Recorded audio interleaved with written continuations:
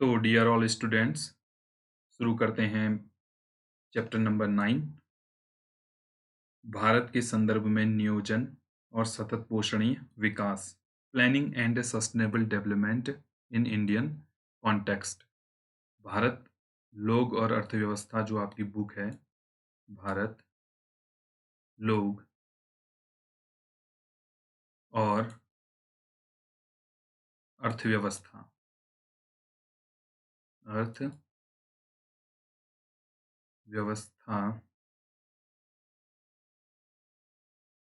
तो उस बुक का ये 9वां अध्याय है।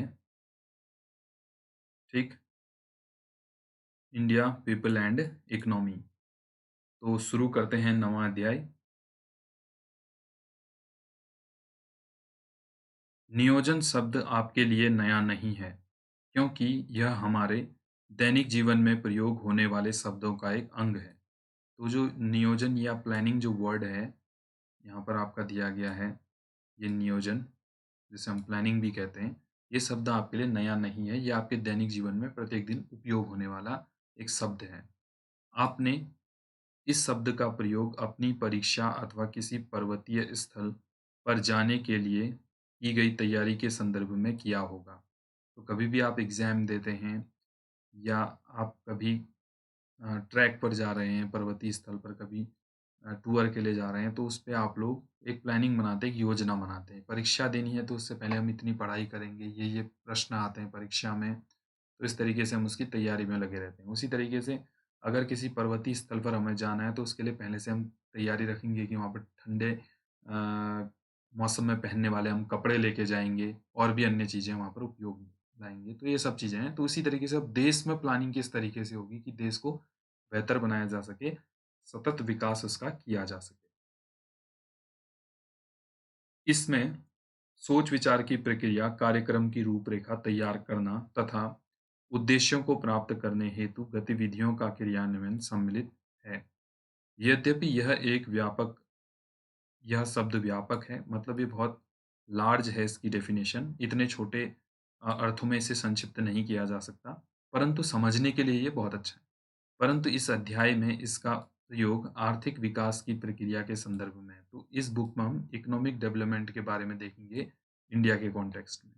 अतः तीर और तुक्का विधि से भिन्न है, जिससे सुधार और पुनर्निर्माण का कार्य किया जा सकता था। सामान्यतः नियोजन के दो उपगमन होते हैं: खंडीय सेक्टोरल नियोजन या प्रादेशिक या रीजनल नियोजन प्लानिंग। खंडीय नियोजन का अर्थ है, तो उससे पहले हम लोग एक बार बॉक्स को देख लेते हैं, फिर नियोजन के दो प्रकार हम इसके बाद देखेंगे। तो यहाँ पर कुछ बात कही गई है, क्योंकि जो बॉक्स के अंदर होता है वो इम्पोर्टेंट होता है, कभी भी आप बात याद रखिएगा। स्वतंत्रता के बाद भारत में केंद्रीकृत योजनाओं को अपनाया गया, लेकिन धीरे-धीरे विकेंद्रीकृत बहुस्तरीय योजनाओं की ओर कदम बढ़ाए गए। केंद्र, राज्य तथा जिला स्तर पर योजनाओं को तैयार करने की जिम्मेदारी योजना आयोग की थी, परंतु जनवरी 1 सन 2015 को योजना आयोग का स्थान नीति आयोग ने ले लिया। तो पहले क्या था? पहले योजना आयोग नाम से हम जानते थे। देश में जो योजनाएँ बनाते थे, प्लान बनाते थे, लेकिन वर्तमान में उसे क्या कर दिया है, नीति आयोग इसका नाम रख दिया है। प्लानिंग कमीशन समाप्त करके अब नीति आयोग बना दिया गया है। ठीक? सन 2015 में 1 जनवरी सन 2015 से ये शुरू कर दिया गया। जो देश के लिए विकास के लिए, जो सतत पोषणीय विकास के लिए योजनाएँ बनाते थे। केंद्रीय व राज्य सरकारों को युक्तिगत तथा तकनीकी सलाह देने के लिए भारत के आर्थिक नीति निर्णायक निर्माण में राज्यों की भागीदारी सुनिश्चित करने के उद्देश्य से नीति आयोग की स्थापना की गई है। तो देश का अच्छा भविष्य हो, बेहतर भविष्य हो, इकोनॉमिक डेवलपमेंट हो और नीतियाँ अच्छी बने, इसी के लिए इस नीति आयोग की क्या की गई है, स्थापना की गई है योजना आयोग की तर्ज पे। क्योंकि योजना आयोग में कुछ कमियाँ रह गई होंगी, तो राज्य और केंद्र में जो और अच्छे काम हो सकते हैं, उसके लिए इसकी स्थापना की गई। अब हम आगे बढ़ते हैं, जो हम योजना नियोजन को 2 भागों में देख रहे थे, एक सेक्टोरल खंडीय और दूसरा प्रादेशिक या रीजनल। चलिए, खंडीय नियोजन का अर्थ है अर्थव्यवस्था के विभिन्न सेक्टरों कृषि, सिंचाई, विनिर्माण, ऊर्जा, निर्माण, परिवहन, संचार, सामाजिक अवसंरचना और सेवाओं के विकास के लिए कार्यक्रम बनाना तथा उनको लागू करना। तो खंडीय नियोजन या सेक्टोरल जो प्लानिंग है उसका मीनिंग होता है एग्रीकल्चर या सिंचाई, इन सभी में जो अलग-अलग हिस्सों में इकोनॉमिक को कैसे बढ़ाया जा सके, इसके लिए प्लानिंग करना। किसी भी देश में सभी क्षेत्रों में एक समान आर्थिक विकास नहीं हुआ है। कुछ क्षेत्र बहुत अधिक विकसित हैं, तो कुछ पिछड़े हुए। विकास का यह असमान प्रतिरूप सुनिश्चित करता है कि नियोजक एक स्थानिक परिप्रेक्ष्य अपनाए तथा विकास में प्रादेशिक असंतुलन कम करने के लिए योजनाएं बनाएं। इस प्रकार के नियोजन को प्रादेशिक नियोजन कहते हैं। तो जो एक हर क्षेत्र अलग-अलग है। अब हम बात करें इंडिया में इंडिया की बात करें तो जैसे दिल्ली है या हम इसे कहें मिडिल इंडिया, ऐसे कहें मिडिल इंडिया और एक जगह हम बात करें नॉर्थ ईस्ट इंडिया। तो मिडिल इंडिया में हम देखते हैं कि यहाँ पर जो है उद्योग ज़्यादा लगे हुए हैं, इंडस्ट्रीज़ ज़्यादा हैं और जो आपकी इकोनॉमिक एक्टिविटी है वो काफ़ी हद तक बहुत आगे हैं। तो इसे हम कह सकते हैं कि यहाँ पर जो है आर्थिक विकास हुआ है, नौकरियाँ मिल जाती हैं, आर्थिक विकास हुआ है। अपेक्षा किसके? नॉर्थ ईस्ट रीजन के। यहाँ पर आर्थिक विकास हुआ है पर कम हुआ है, दिल्ली की अपेक्षा कम। आर्थिक विकास जो है या डेवलपमेंट वो क्या हुआ है माइनस कम हुआ है। तो इसी तरीके से अलग-अलग रीजन में अलग-अलग इसका पैटर्न देखने को मिलता है, कहीं पर ज़्यादा है, कहीं पे कम है, कहीं पे बहुत संभावनाएँ हैं, कहीं पे कम संभावनाएँ हैं। तो उसमें अब कैसे प्लानिंग बनाई जाए उसके बारे में बात इसमें चलेगी। तो चलिए आगे बढ़ते हैं। तो अगला है इसमें लक्ष्य क्षेत्र नियोजन। तो इसे भी देख लेते हैं। जो क्षेत्र आर्थिक रूप से पिछड़े हुए हैं, उन क्षेत्रों में नियोजन नियोजन का मतलब है प्लानिंग, ठीक है ना? नियोजन का मतलब क्या है? प्लानिंग। यहाँ पर तिरछा हो जाएगा, क्योंकि नियोजन कई लोगों को समझ में नहीं आता है कि नियोजन का मतलब क्या है, तो नियोजन का मतलब यहाँ पर मैं लिख देता हूँ एक बार समझने के लिए, योजना बनाना। तो इसका मतलब है क्या? प्लानिंग। क्रिकेट खेलने से पहले प्लानिंग बनाते हैं ना, तो वही प्लानिंग है। नियोजन जो क्षेत्र आर्थिक रूप से पिछड़े हुए हैं, उन क्षेत्रों में नियोजन प्रक्रम को विशेष ध्यान देना चाहिए। जैसा कि आप जानते हैं कि एक क्षेत्र का आर्थिक विकास उसके संसाधनों पर आधारित, जो रिसोर्सेज़ हैं, उन पर आधारित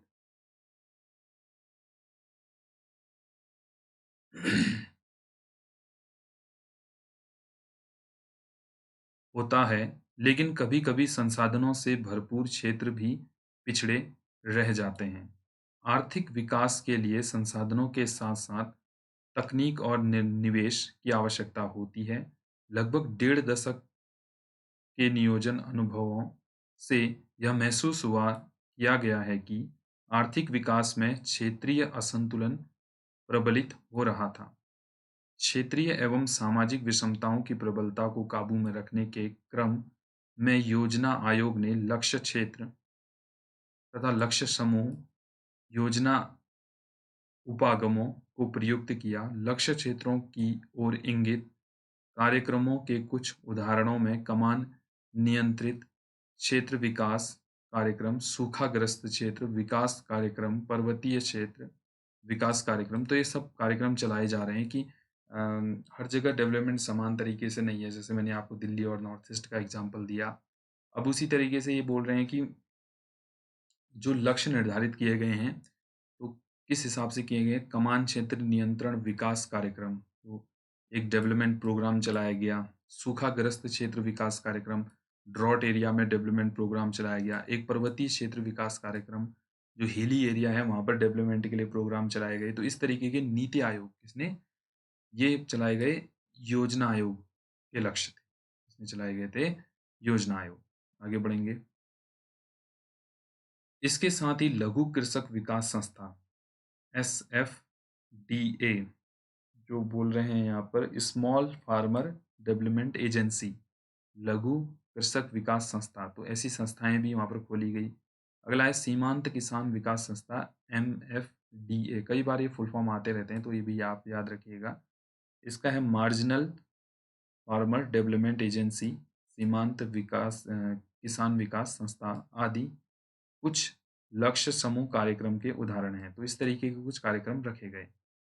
8वीं पंचवर्षीय योजना में पर्वतीय क्षेत्रों तथा उत्तर-पूर्वी राज्यों, जनजातीय एवं पिछड़े क्षेत्रों में अवसंरचना को विकसित करने के लिए विशिष्ट क्षेत्र योजना को तैयार किया गया। तो 8वीं पंचवर्षीय योजना जो पहले हमारा प्लानिंग कमीशन था, पंचवर्षीय योजनाएँ जो बनाते थे, उसी आधार पर 5 ईयर प्लानिंग हम बनाते थे।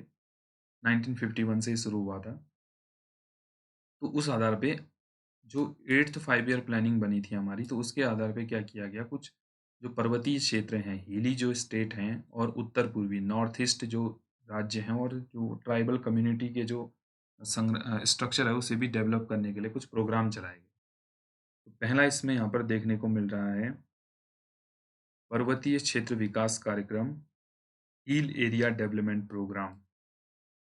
तो इसे देख लेते हैं, 8वीं पंचवर्षीय योजना के तहत ये चलाया गया। ठीक? चलिए।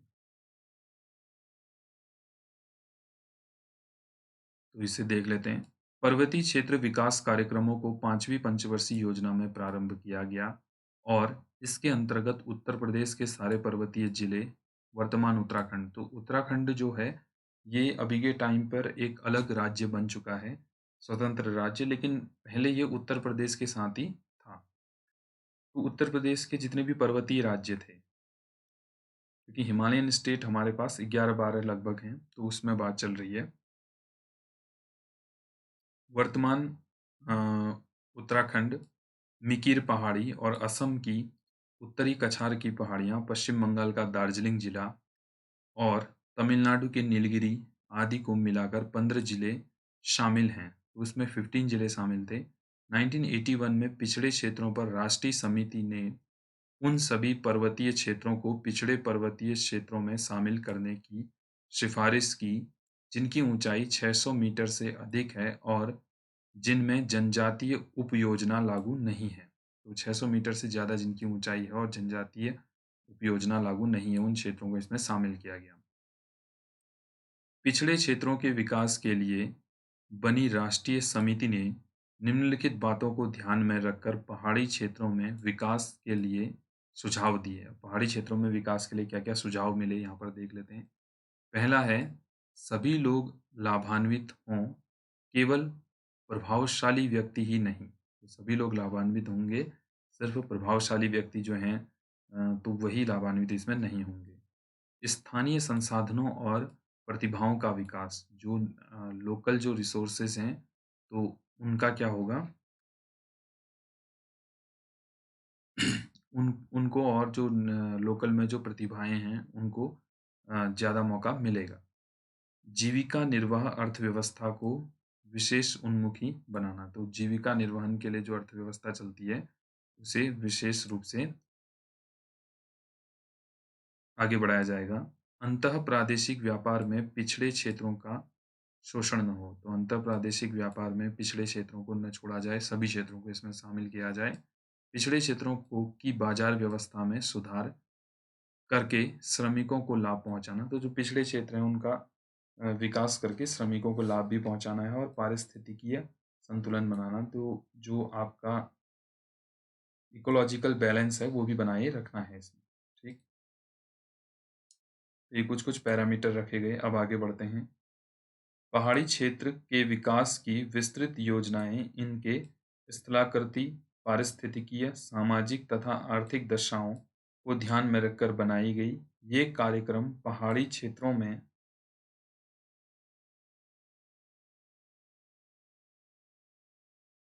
बागवानी, का विकास रोपण कृषि, पशुपालन, मुर्गी पालन, वानिकी, लघु तथा ग्रामीण उद्योगों का विकास करने के लिए स्थानीय संसाधनों को उपयोग में लाने के उद्देश्य से बनाए गए। तो ये सभी क्या किए गए? जो गार्डनिंग करने के लिए या रोपण कृषि, प्लांटेशन करने के लिए, पशुपालन के लिए, मुर्गी पालन और अन्य जो-जो काम हो सकते हैं, उनके लिए इनको प्रमोट किया गया। अगला है सूखा संभावित क्षेत्र विकास कार्यक्रम, जो आपका ड्रॉट एरिया डेवलपमेंट प्रोग्राम जो चलाया गया, उसके बारे में हम देख लेते हैं। इस कार्यक्रम की शुरुआत चौथी पंचवर्षीय योजना में हुई, जबकि जो आपका पर्वतीय विकास कार्यक्रम है, वो कौन-से में हुआ था? ये हुआ था 5वीं पंचवर्षीय योजना में। तो ये इम्पोर्टेंट है, ये याद रखिएगा। ये 5वीं पंचवर्षीय योजना से है और जो सूखाग्रस्त क्षेत्रों का विकास हुआ था, वो चौथी पंचवर्षीय योजनाओं से संबंधित है। इसका उद्देश्य सूखा संभावित क्षेत्रों में लोगों को रोजगार उपलब्ध करवाना और सूखे के प्रभाव को कम करने के लिए उत्पादन के साधनों को विकसित करना था। 5वीं पंचवर्षीय योजना में इसके कार्यक्षेत्र और विस्तृत किया गया। प्रारंभ में इस कार्यक्रम के अंतर्गत ऐसे सिविल निर्माण कार्यों पर बल दिया गया जिनमें अधिक श्रमिकों की आवश्यकता होती है, परंतु बाद में इसमें विकास और आधारभूत ग्रामीण अवसंरचना जैसे विद्युत, सड़कों, बाजार, ऋण सुविधाओं और सेवाओं पर जोर दिया। पिछड़े क्षेत्रों के विकास की राष्ट्रीय समिति ने इस कार्यक्रम के क्रियान्वयन की समीक्षा की, जिसमें यह पाया गया कि यह कार्यक्रम मुख्यतः कृषि तथा इससे संबद्ध सेक्टरों के विकास तक ही सीमित है और पर्यावरणीय संतुलन पुनः स्थापन पर इसमें विशेष बल दिया गया। तो पर्यावरणीय संतुलन के ऊपर भी विशेष बात की गई। देखिए ड्रॉट कब होता है? ड्रॉट तब होता है जब बारिश ना हो या जब हमारा ग्राउंड वाटर का क्राइसिस हमें देखने को मिले। तो एनवायरनमेंट का ख्याल रखेंगे तो वहाँ पर हमारे ग्राउंड लेवल वाटर और जो पानी की जो क्राइसिस हो जाती है, वो क्राइसिस नहीं होंगी।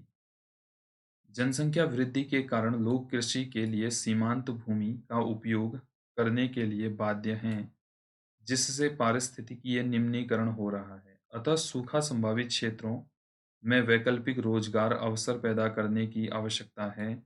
इन क्षेत्रों का विकास करने की अन्य रणनीतियों में सूक्ष्म स्तर पर समन्वित जल संभर विकास कार्यक्रम अपनाना शामिल है।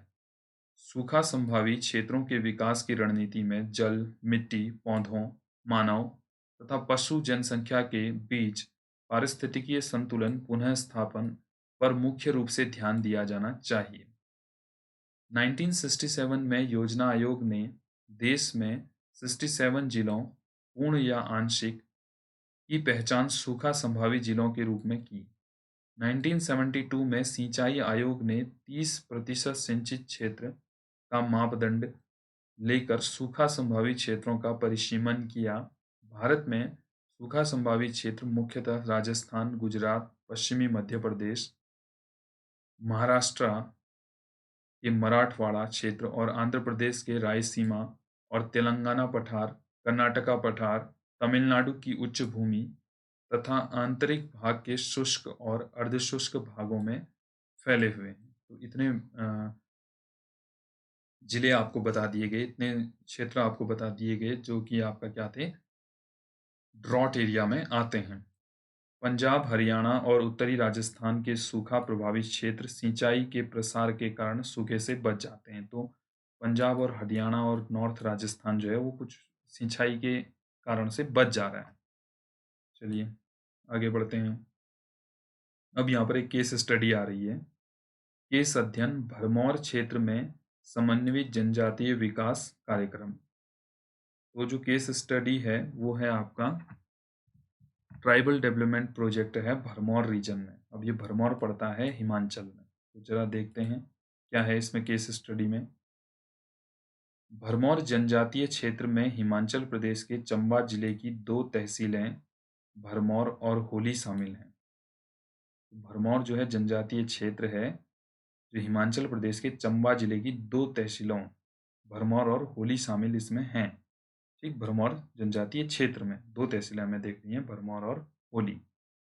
यह 21 नवंबर, अच्छा जी, थोड़ा-सा ये लाइन टेढ़ी पड़ जा रही है। यह 21 नवंबर 1975 से अधिसूचित जनजातीय क्षेत्र है। इस क्षेत्र में गद्दी जनजातीय समुदाय आवास करता है। तो ये गद्दी ट्राइबल कम्युनिटी कहाँ रहती है? तो ये हिमाचल में रहती है। हिमाचल में भी स्पेसिफिक आज आपको एरिया पता चल गया। वेरी इंपॉर्टेंट है ये। इसको मैं वीआई कर देता हूँ। याद रखिएगा।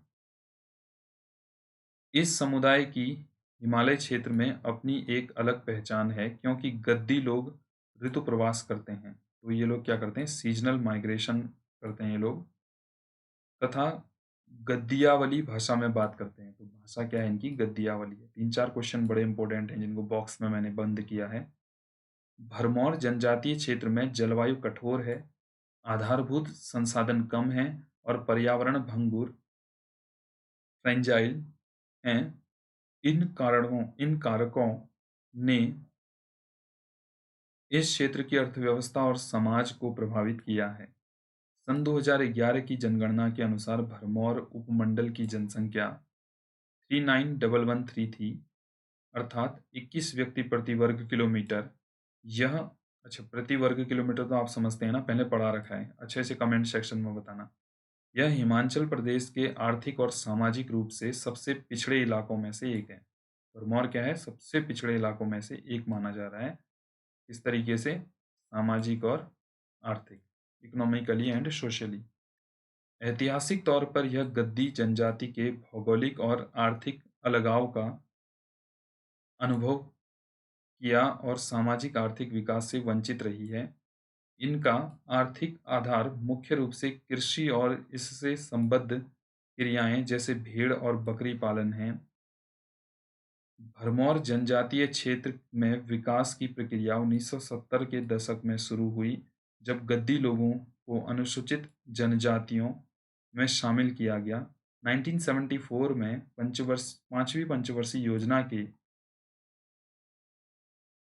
अंतर्गत जनजातीय उपयोजना प्रारंभ हुई और भरमौर को हिमाचल प्रदेश में 5 में से एक समन्वित जनजातीय विकास परियोजना आईडी आईटीडीपी का दर्जा मिला।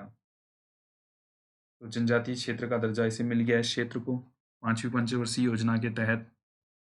तो चलिए कुछ बॉक्स के अंदर लिखा गया है, इसे भी देख लेते हैं एक बार। यह क्षेत्र 32 डिग्री 11 मिनट नॉर्थ से 32 डिग्री 41 मिनट नॉर्थ लैटिट्यूड तथा 76 degree 22 minute east to 76 degree 53 minute east longitude के बीच स्थित है। तो अक्षांशीय और देशांतरी विस्तार यहाँ पर दिया गया है इसका इसका भरमौर का। भरमौर का है हिमाचल में। यह प्रदेश और ट्राइबल एरिया है। यह प्रदेश 1818 वर्ग किलोमीटर क्षेत्र में फैला हुआ है। इसका अधिकतर भाग समुद्र तल से 1500 टू 3700 मीटर की औसत ऊंचाई के बीच स्थित है। गद्दियों की आवास भूमि कहलाया जाने वाला यह क्षेत्र चारों दिशाओं में ऊंचे पर्वतों से घिरा हुआ है। इसके उत्तर में पीर पंजाल तथा दक्षिण में धौलाधर पर्वत श्रेणियां हैं। पूर्व में धौलाधर श्रेणी का फैलाव रोहतांग दर्रे के पास पीर पंजाल श्रेणी से मिलता है। इस क्षेत्र में रावी और उसकी सहायक नदियां बुडिल कौन कौन सी हैं? रावी है और नदी है आपका बुडिल और टुंडेन बहती हैं और गहरे महाखड्डों का निर्माण करती हैं। ये नदियां इस पहाड़ी प्रदेश को 4 भूखंडों होली, खड़ी, उगती और दुंडाह, तो 4 में विभाजित करती हैं। शरद ऋतु में भरमौर में जमा देने वाली कड़ाके की सर्दी और बर्फ पड़ती है तथा जनवरी में यहाँ औसत मासिक तापमान 4 डिग्री सेल्सियस और जुलाई में 26 डिग्री सेल्सियस रहता है। तो ये बड़ी अच्छी और इंटरेस्टिंग इन्फॉर्मेशन दी गई थी। अब आगे को बढ़ते हैं। जब इसे जनजातीय क्षेत्र घोषित कर दिया गया है, इस क्षेत्र विकास योजना का उद्देश्य गद्दियों के जीवन स्तर में सुधार करना और भरमौर तथा हिमाचल के अन्य भागों के बीच में विकास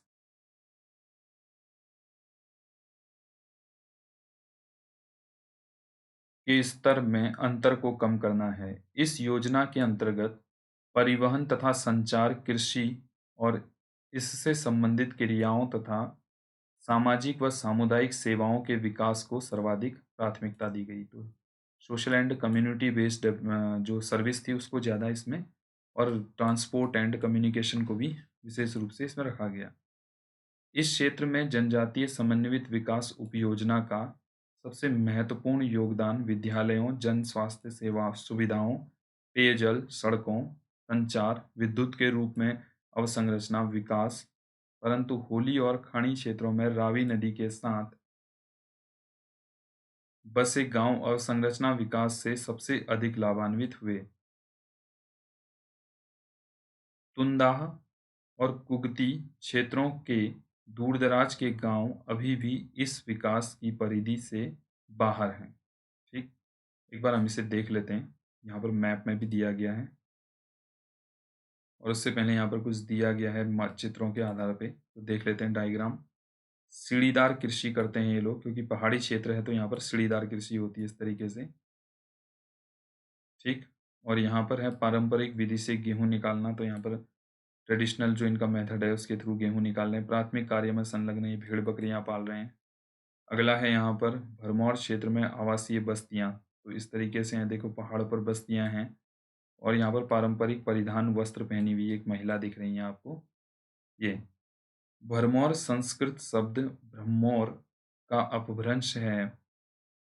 इस पुस्तक में स्थानीय बोली की सुंदरता को बनाए रखने के लिए भरमौर शब्द का प्रयोग किया जाता है। तो ये भरमौर शब्द का प्रयोग इसलिए किया जाता है, इस संस्कृत भाषा का है वैसे तो, और भरमौर शब्द से लिया गया है, लेकिन इसकी जो सुंदरता है भाषा बोली की बनाए रखने के लिए इसे भरमौर शब्द के रूप में ही हम प्रयोग कर रहे हैं क्षेत्र का।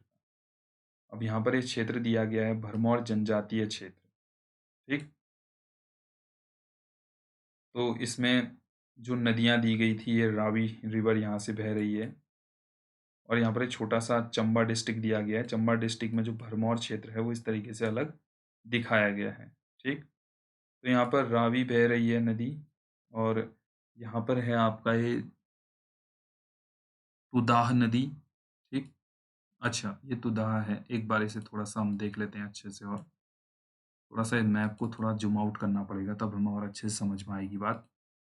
तो रावी रिवर इस तरीके से यहाँ से बहती हुई, यहाँ से होती हुई ये रावी रिवर यहाँ से चली गई और होली क्षेत्र नीचे अलग हो गया रावी रिवर के कारण से। और यहाँ पर ये जो रिवर बह रही है, ये रिवर है आपका बुधिल। ये है बुधिल रिवर है, लोकल के नाम होंगे ये। तो बुधिल रिवर यहाँ से बही इस तरीके से और यहाँ पर फ्लो होने के बाद एक खानी जो एरिया था उसे अलग कर गई। ठीक? क्लियर हुआ इतना? अब ऊपर को हम देखें तो ये है तुदाह रिवर। तुदाह रिवर यहाँ से ऊपर को और इस तरीके से इसने अलग कर दिया किसको? तुदाह रीजन को और कुगती रीजन ये वाला रह गया। तो ये बड़ा अच्छा है मानचित्र। Map is the main tool of geographer कहते हैं, ठीक है ना? मानचित्र जो है भूगोलवेत्ताओं का उपकरण है, तो बिना मैप के हम समझ नहीं पाते, लेकिन जब हमें यहाँ पर मैप मिला, तो हम ये पूरी तरीके से समझ गए कि कौन-सा क्षेत्र किससे अलग हो रहा है। तो यहाँ पर आप देख सकते हैं डॉट वाली लाइन जो है वो जिले की सीमा बनाती है। तो जिले की सीमा कहाँ पर लग रही है? ये है जिले की सीमा, ठीक? बाउंड्री है। अगला है तहसील की सीमा कहाँ से लग रही है? तो ये है तहसील की सीमा। ये है नदी, नदी के बारे में दिया गया और ये ग्राम की सीमा, ये छोटे-छोटे डॉट हैं। ठीक? बड़ा अच्छा और इंटरेस्टिंग मैप है। आप बुक में देखिएगा, आपको और अच्छे से ये समझ में आ जाएगा। अब आगे बढ़ते हैं। उसी ट्राइबल क्षेत्र के बारे में बात चल रही है, उसके विकास के लिए बहुत सी योजनाएँ चला दी गई हैं अब। जनजातीय समन्वित विकास उपयोजना लागू होने से हुए सामाजिक लाभों में साक्षरता दर में तेजी से वृद्धि, लिंग अनुपात में सुधार और बाल विवाह में कमी शामिल है। इस क्षेत्र में स्त्री साक्षरता दर 1971 में 1.88% इतनी ही थी उस समय पे, कितनी थी? 1.88% ही थी, से बढ़कर 2011 में 65% हो गई। स्त्री और पुरुष साक्षरता दर में अंतर अर्थात साक्षरता में लिंग असमानता भी कम हुई है। गद्दियों की परंपरागत अर्थव्यवस्था जीवन निर्वाह कृषि व पशुचारण पर आधारित थी, जिसमें खाद्यान्नों और पशुओं के उत्पादन पर बल दिया जाता था। परंतु 20वीं शताब्दी के अंतिम 3 दशकों के दौरान भरमौर क्षेत्र में दालों और अन्य नकदी फसलों की खेती में बढ़ोतरी हुई है, परंतु यहाँ खेती अभी भी परंपरागत तरीकों से की जाती है। इसी क्षेत्र को अर्थव्यवस्था में पशुचारण के घटते महत्व को इस बात से आंका जा सकता है कि आज कुल पारिवारिक इकाइयों का 10वां भाग भी ही ऋतु प्रवास करता है, परंतु गद्दी जनजाति आज भी बहुत गतिशील है क्योंकि इनकी एक बड़ी संख्या शरद ऋतु में कृषि और मजदूरी करके आजीविका कमाने के लिए कांगड़ा और आसपास के क्षेत्र में प्रवास करती है। तो कांगड़ा भी कहाँ पड़ता है? हिमाचल में ही पड़ता है। तो बड़ी इंटरेस्टिंग केस स्टडी थी, मुझे लगता है आपको भी अच्छी लगी होगी। अब आगे बढ़ते हैं सतत पोषणीय विकास, सस्टेनेबल डेवलपमेंट। तो सतत पोषणीय विकास के ऊपर अब बात चलेगी। चलिए, साधारणतः विकास शब्द से अभिप्राय समाज विशेष की स्थिति और उसके द्वारा अनुभव किए गए परिवर्तन की प्रक्रिया से होता है। मानव इतिहास के लंबे अंतराल में समाज और उसके जैव भौतिक पर्यावरण की निरंतर अंतःक्रियाएं समाज की स्थिति का निर्धारण करती हैं। मानव और पर्यावरण अंतःक्रिया की प्रक्रियाएं इस बात पर निर्भर करती हैं कि समाज में किस प्रकार की प्रौद्योगिकी विकसित की है और किस प्रकार की संस्थाओं का पोषण किया है। प्रौद्योगिकी और संस्थाओं ने मानव पर्यावरण अंतःक्रिया को गति प्रदान की है। इससे पैदा हुए संवेग ने प्रौद्योगिकी का स्तर ऊंचा उठाया है और अनेक संस्थाओं का निर्माण और रूपांतरण किया है। अतः विकास एक बहुआयामी संकल्पना है और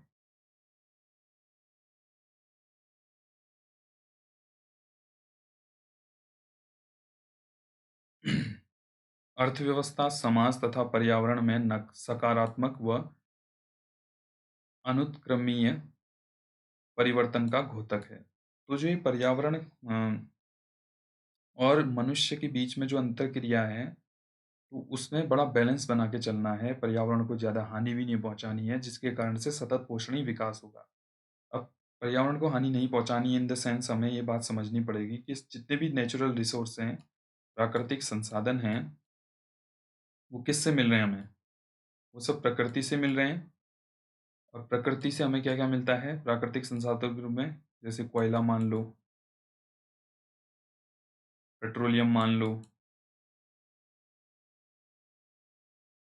गोल्ड,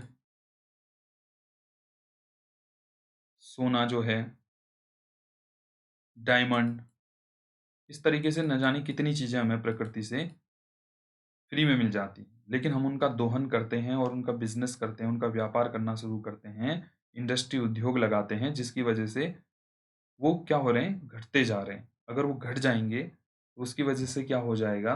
जो आने वाली पीढ़ी है, उसको उपयोग में नहीं ला पाएगी और वो समाप्त हो जाएँगी।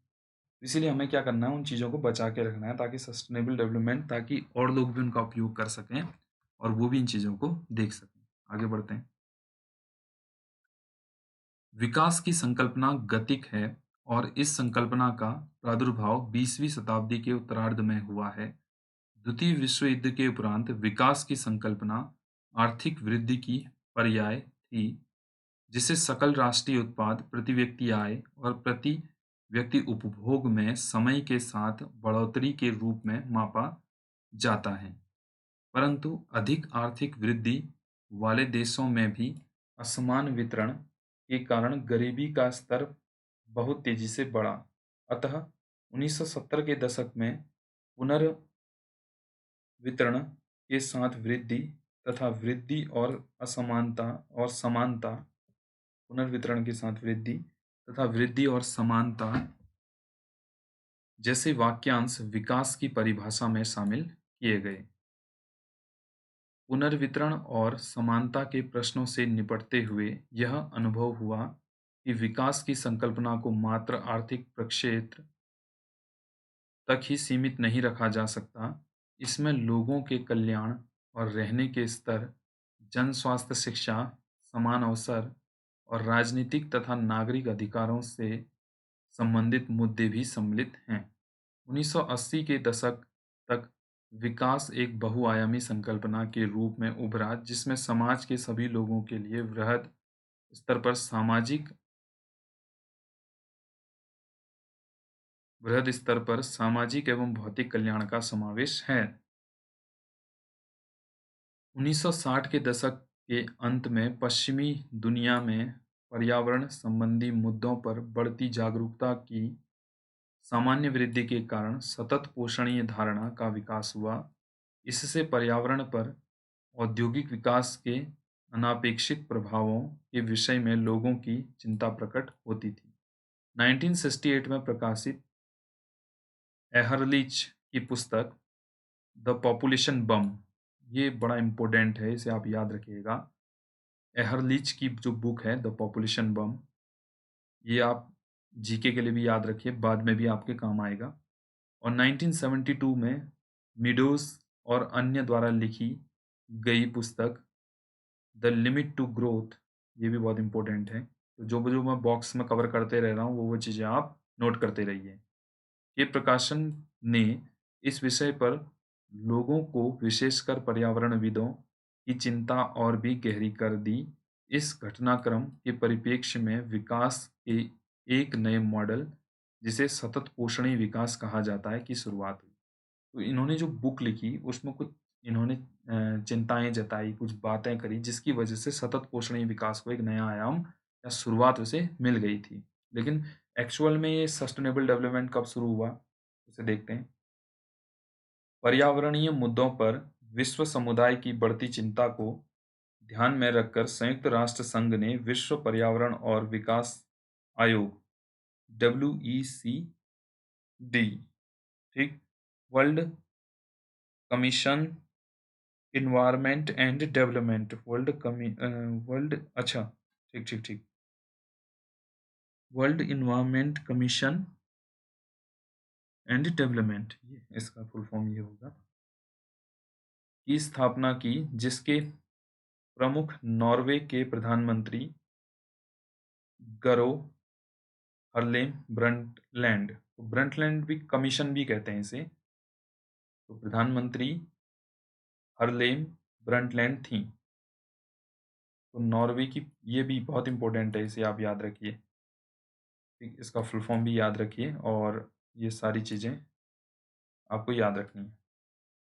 इस आयोग ने अपनी, इसे ब्रंटलैंड रिपोर्ट भी कहते हैं, अपनी रिपोर्ट अवर कॉमन फ्यूचर, जिसे ब्रंटलैंड रिपोर्ट भी कहते हैं, 1987 में प्रस्तुत की। वर्ल्ड इन्वायरमेंट कमीशन डेवलपमेंट ने सतत पोषणीय विकास की सीधी, सरल और वृहद स्तर पर प्रयुक्त परिभाषा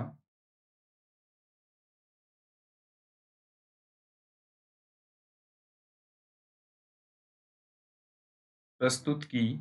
इस रिपोर्ट के अनुसार सतत पोषणीय विकास का अर्थ है एक ऐसा विकास जिसमें भविष्य में आने वाली पीढ़ियों की आवश्यकता पूर्ति को प्रभावित किए बिना वर्तमान पीढ़ी द्वारा आवश्यकता की पूर्ति करना। वही बात है कि भविष्य में जो आने वाली पीढ़ी है वो भी आज के संसाधनों को देख सके, उनका हम ऐसे उपयोग करें, मतलब बचा बचा के हम चलें, कम कम उपयोग करें, ठीक।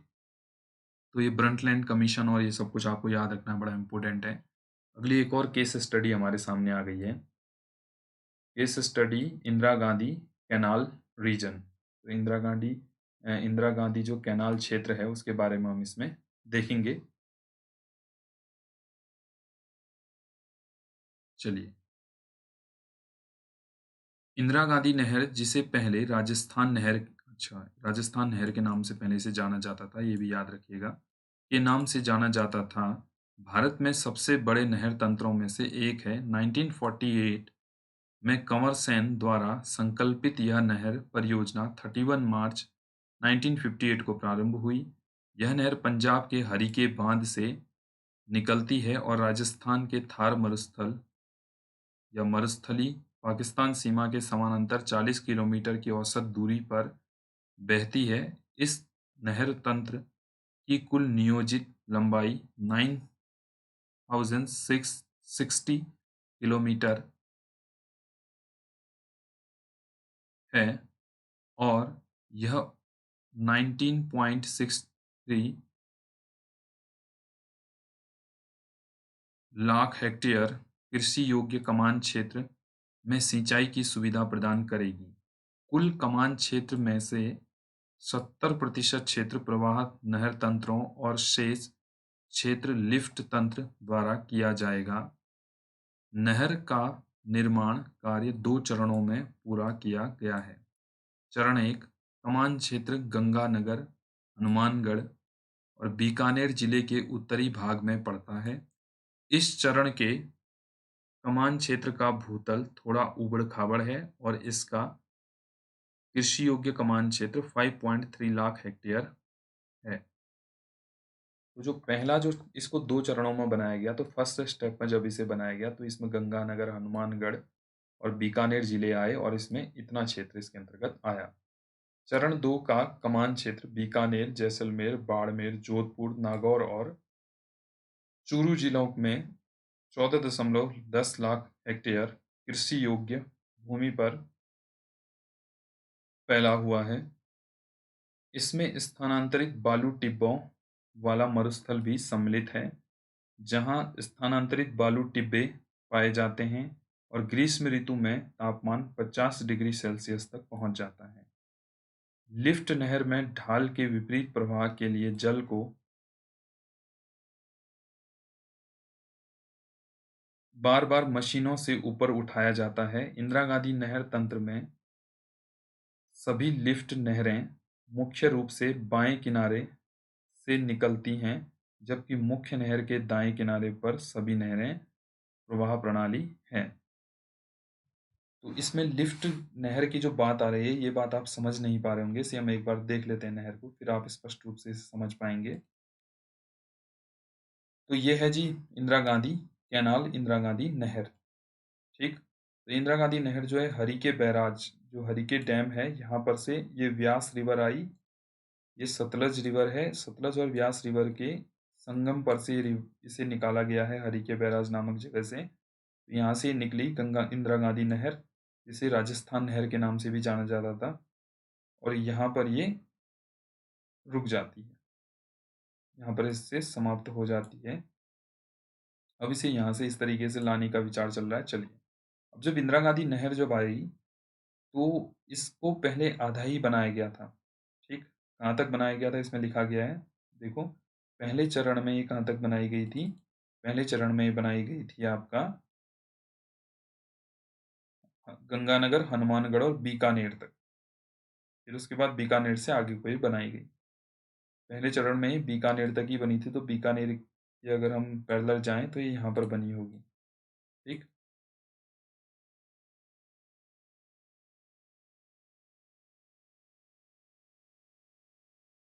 इस तरीके से। फिर उसके बाद इससे आगे बनी यहाँ को।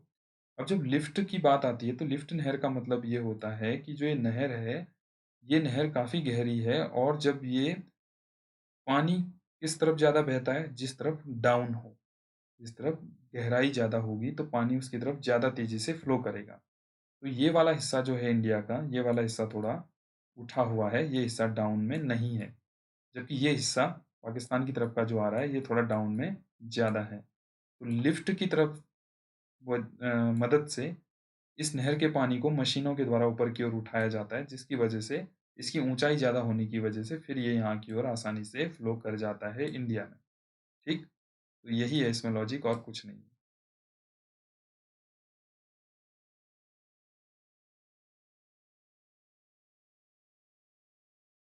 चलिए अब आगे बढ़ते हैं। चरण 1 के कमान क्षेत्र में सिंचाई की शुरुआत 1960 के दशक के आरंभ में हुई, जबकि चरण 2 के कमान क्षेत्र में 1980 के दशक के मध्य में सिंचाई आरंभ हुई। नहर सिंचाई के प्रसार ने इस शुष्क क्षेत्र की पारिस्थितिकी, अर्थव्यवस्था और समाज को रूपांतरित कर दिया है।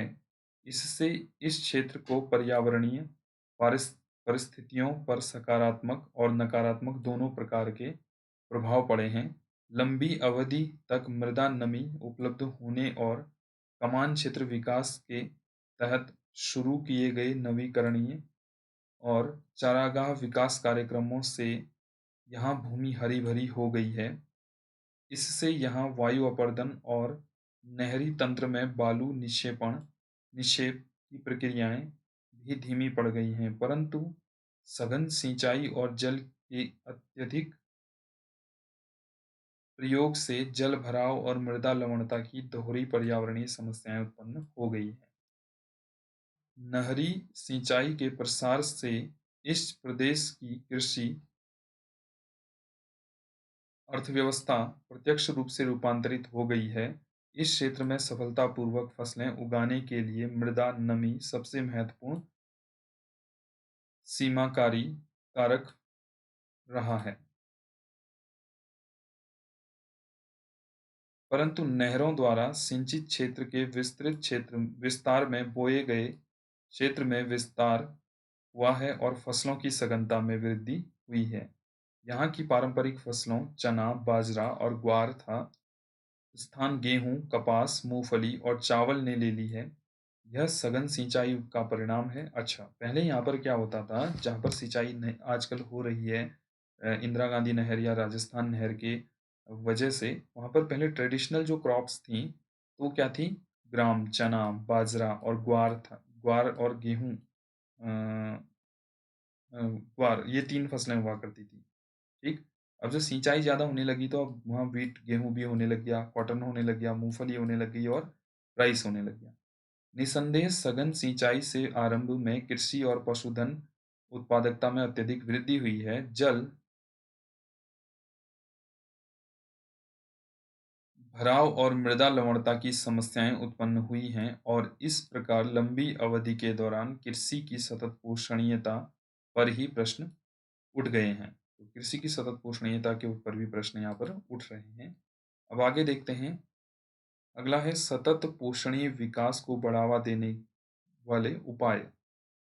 अब जो इसके पीछे जो रीजन है जो इसको बढ़ावा दे रहे हैं वो क्या क्या हैं, क्या क्या उपाय दिए हैं इसमें। Measures of promotion of sustainable development, तो इनको भी देख लेते हैं एक बार।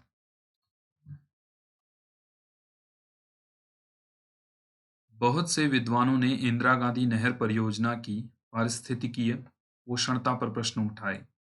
पिछले 4 दशक से जिस तरह से इस क्षेत्र में विकास हुआ है और इससे जिस तरह भौतिक पर्यावरण का निम्नीकरण हुआ है, ने विद्वानों के इस दृष्टिकोण को काफ़ी हद तक सही ठहराया भी। यह एक मान्य तथ्य है कि इस कमान क्षेत्र में सतत पोषणीय विकास का लक्ष्य प्राप्त करने के लिए मुख्य रूप से पारिस्थितिकीय सतत पोषणीयता पर बल देना होगा।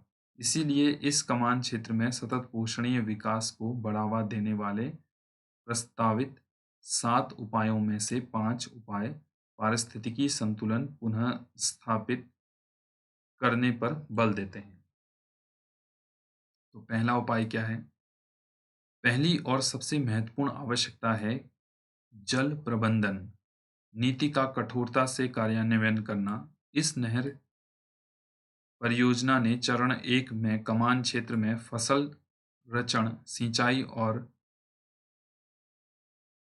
चरण 2 में फसल उगाने और चारागाह विकास के लिए विस्तारित सिंचाई का प्रावधान है। दूसरा इसमें दिया गया है, इस क्षेत्र के शस्य प्रतिरूप मतलब एग्रीकल्चर जो आपका स्ट्रक्चर है, में सामान्यतः जल सघन फसलों को नहीं बोया जाना चाहिए। इसका पालन करते हुए किसानों का बागानी कृषि के अंतर्गत खट्टे फलों की खेती करनी चाहिए। तो यहाँ पर जो क्रॉप करने के लिए जो आपके एग्रीकल्चर के जो टाइप्स हैं उसे भी चेंज करें बोल रहे हैं, क्रॉप ही चेंज कर लें। अगला है कमान क्षेत्र विकास कार्यक्रम जैसे नालों को पक्का करना, भूमि विकास तथा समतल और वारबंदी ओसरा पद्धति, निकास के कमान क्षेत्र में नहर के जल का समान वितरण प्रभावी रूप से कार्यान्वित की जाए ताकि जल की क्षति मार्ग में कम हो सके। तो जल की क्षति कम हो सके उसके लिए भी काम करना है। अगला है, इस प्रकार जलाक्रांत एवं लवण से प्रभावित भूमि का पुनरुद्धार किया जाए। अगला है, नवीकरण वृक्षों का रक्षण मेखला का निर्माण और चारागाह विकास इस क्षेत्र के विशेषकर चरण 2 के भंगुर पर्यावरण में परितंत्र विकास इको डेवलपमेंट के लिए अति आवश्यक हैं। आगे देखते हैं, अगला क्या है, इस प्रदेश में सामाजिक सतत पोषणता का लक्ष्य तभी हासिल किया जा सकता है यदि निर्धन आर्थिक स्थिति वाले भू आवंटियों को कृषि के लिए पर्याप्त मात्रा में वित्तीय और संस्थागत सहायता उपलब्ध कराई जाए। अगला है, मात्र कृषि और पशुपालन के विकास से इस क्षेत्रों में आर्थिक सतत पोषणीय विकास की अवधारणा को साकार नहीं किया जा सकता। कृषि और इससे संबंधित क्रियाकलापों को अर्थव्यवस्था के अन्य सेक्टरों के साथ विकसित करना पड़ेगा।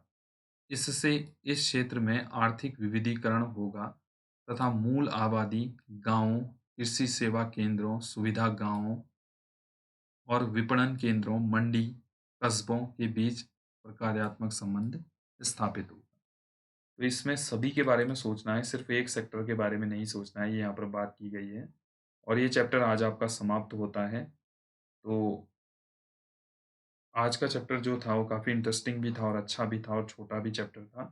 तो अगले चैप्टर में आप सभी लोगों को जल्दी ही मैं नया वीडियो अपलोड करता हूँ। तब तक के लिए इस वीडियो को ज़्यादा से ज़्यादा लोगों तक शेयर कीजिए और कमेंट सेक्शन में कुछ ना कुछ लिखिए। Thank you.